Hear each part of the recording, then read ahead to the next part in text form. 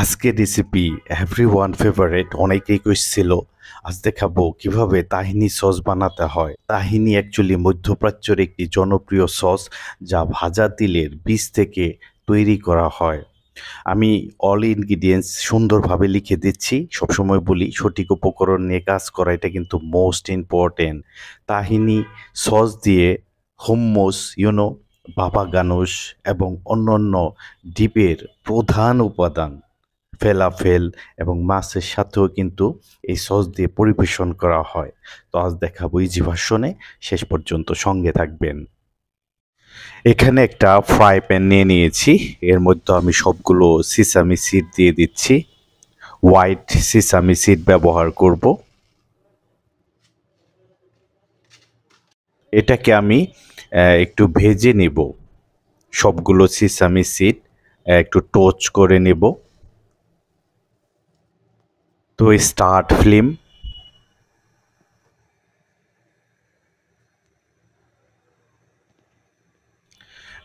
Medium high হিটে সিসামি সিডগুলো ভেজে নিতে হবে যাতে সুন্দর একটা লাইটলি কালার চলে আসে।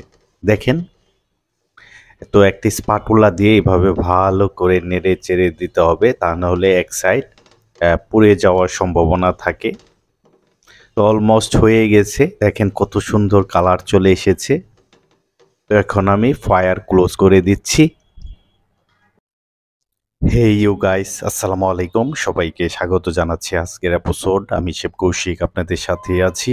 আজকের recipe everyone favourite tahini sauce. যদি আমি এভাবে বলি, there is no single secret tahini sauce history, but it is long history in Middle East is a mark by origin as a paste of sesame seed dating to ancient Babylon. Its secret root in ancient use as a source of oil and food. Its culture significant versatile nature that lead to spread it globally.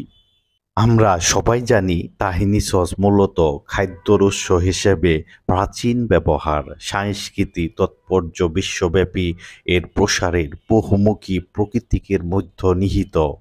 সসের সমৃদ্ধি এবং পুষ্টিগুণ বংশ পরম্পরায় চলে আসা ঐতিহ্যবাহীর সাথে এর স্থায়ী উত্তরাধিকারের মূলত চাবিকাঠি প্রাচীন মেসোপটেমিয়া উপস্থিত স্থল বলে মনে করা হয়। তাহিনি আরবি শব্দ।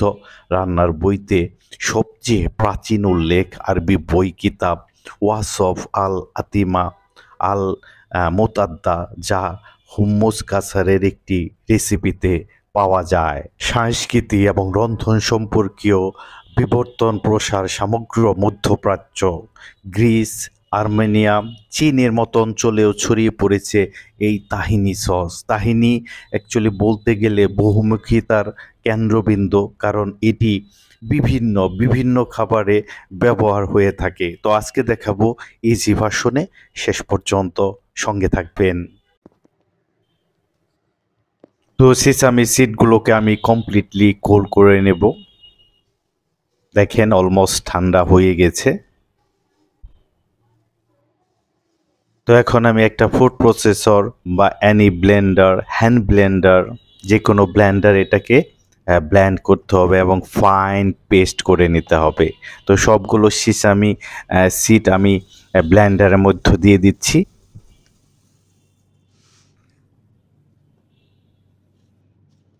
তো এখন আমি ব্লেন্ডার কভার করে সবগুলো সিসামি সিড ব্লেন্ড করে নেব।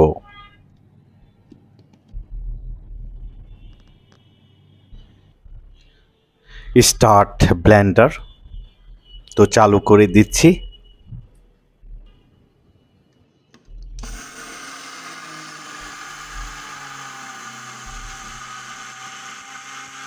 দেখেন কত সুন্দর ফাইন পেস্ট হয়ে গেছে। তো ঠিক এভাবে ফাইন পেস্ট করে নিতে হবে, আপনাদের দেখাচ্ছি। দেখেন, ওয়াও, রিয়েলি অসাম। তো এর মধ্যে আমি একটু সিজনিং সল্ট দিয়ে দিচ্ছি।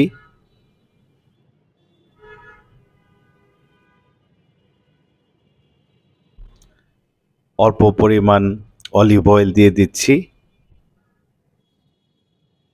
এখন কভার করে আবারও আমি এটাকে ব্লেন্ড করে নেব। এটা লাস্ট স্টেপ। Start Blender. দেখেন অলমোস্ট হয়ে গেছে আমার তাহিনি সস। Wow, really awesome. তো এভাবে বানিয়ে নেবেন, কনসিস্টেন্সি লাইক এ থিক।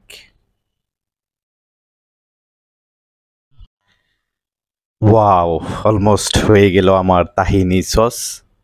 আমি চেষ্টা করলাম আমার মতো করে ইজি ভার্সনে আপনাদের দেখানোর জন্য। এই সসটা কিন্তু মোস্ট ইম্পর্টেন্ট, অনেক হেলদি, এবং কি মিডল ইস্টার্ন কুজিনে অনেক ফুডের মধ্যে এর যাতায়াত আছে। তো আমি দেখালাম আমার মতো করে।